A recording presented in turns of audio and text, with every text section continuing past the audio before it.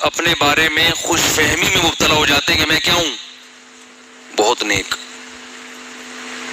حالانکہ ان کو اگر وہ تنہائی میں بیٹھ کے غور کریں، اپنی خامیوں پہ نظر ڈالیں، تو ان کو پتہ چلے گا میں نیک نہیں ہوں۔ ہمارے جاننے والے تھے، وہ عجیب عجیب چیزیں شروع کرتی ہیں، عالم بھی تھے وہ، تو وہ عجیب عجیب چیزیں انہوں نے شروع کر دی، کبھی خواب بتا رہے ہیں اپنے، کبھی کرامتیں بتا رہے ہیں، کبھی اپنے واقعات بتا رہے ہیں، تو ہم حیران ہو گئے ہیں، اوپر سے کھسک گئے ہیں کچھ تھوڑے سے۔ تو ان کے کسی مرید سے میں نے پوچھا، یار آپ کے پیر صاحب کو ہو کیا گیا ہے، یہ آج کل تھوڑے سے نارمل زندگی گزارے ہیں جیسے سب لوگ ہیں؟ وہ کہتے ہیں کچھ بھی نہیں ہے، اصل میں مجھے ایسا لگتا ہے میرے پیر صاحب کو یہ وہم ہو گیا ہے کہ میں بہت نیک ہوں، یعنی اپنے پیر کے بارے میں وہ بھی بیزار آ گئے تھے اپنے پیر صاحب سے، کہہ رہے میرے پیر صاحب کا قصور نہیں ہے، مجھے ایسے لگتا ہے میرے پیر صاحب کو اپنے بارے میں یہ وہم ہو گیا ہے کہ میں بہت، یعنی پیر صاحب بہت بولو نیک ہیں۔ میں نے کہا بڑا ٹائٹ تجزیہ کیا، کہہ رہے ان کا قصور نہیں ہے بھائی، ہو جاتا ہے انسان کو کبھی وہم ہو جاتا ہے، کہ جیسے ایک آدمی کو وہم ہو گیا کہ میں بندر ہوں،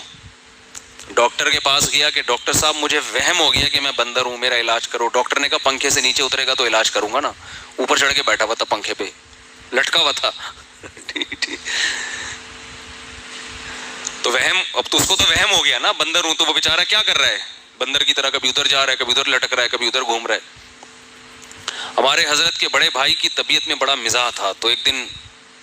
جان کو عذاب آ گیا تھا، وہ ڈاکٹر سے کہتا مجھے وہم ہے کہ میں گدھا ہوں، کبھی ادھر جا رہا ہے، کبھی ادھر جا رہا ہے۔ ہمارے حضرت کے بڑے بھائی کے پاس آیا کہ مجھے وہم ہو گیا کہ میں گدھا ہوں، تو انہوں نے کہا جب یہ وہم کیا ہو پیچھے ہاتھ لگا کے دیکھا کرو دم ہے یا نہیں ہے، اگر دم ہے تو واقعی گدھے ہو، دم نہیں ہے تو گدھے نہیں۔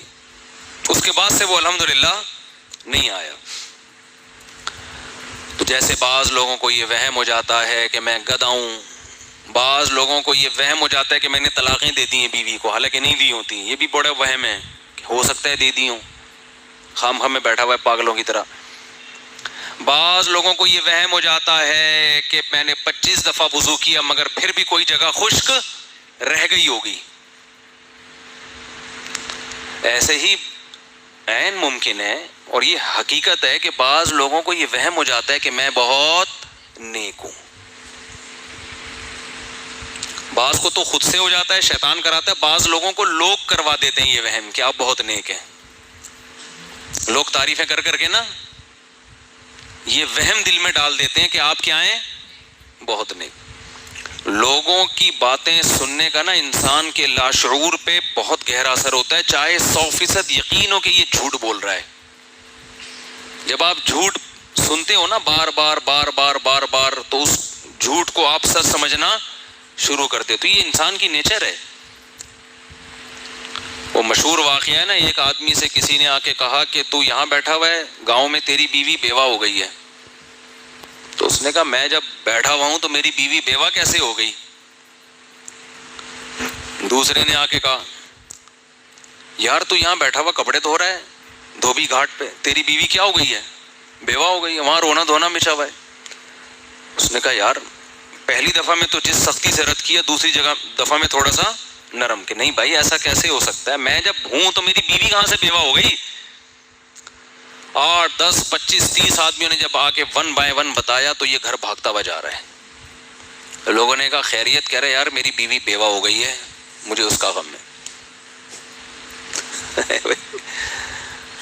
لوگوں نے کہا کمبخت تو جب زندہ ہے تو تیری بیوی کیسے بیوہ ہو گئی؟ کہہ رہے سمجھ میں تو نہیں آ رہا، لیکن اتنے سارے لوگ ایک بات کہہ رہے ہیں تو کچھ تو ہوا ہے، کچھ تو ہوا ہے۔ تو آپ سوچو کہ جو بات آپ کے اگینسٹ جا رہی ہے وہ بار بار سن کے وہم ہوتا ہے کہ سچ کہہ رہے ہیں، تو جو آپ کے فیور میں جا رہی ہے اس میں تو پہلی دفعہ میں یقین ہو جاتا ہے کہ سچ کہہ رہی ہے۔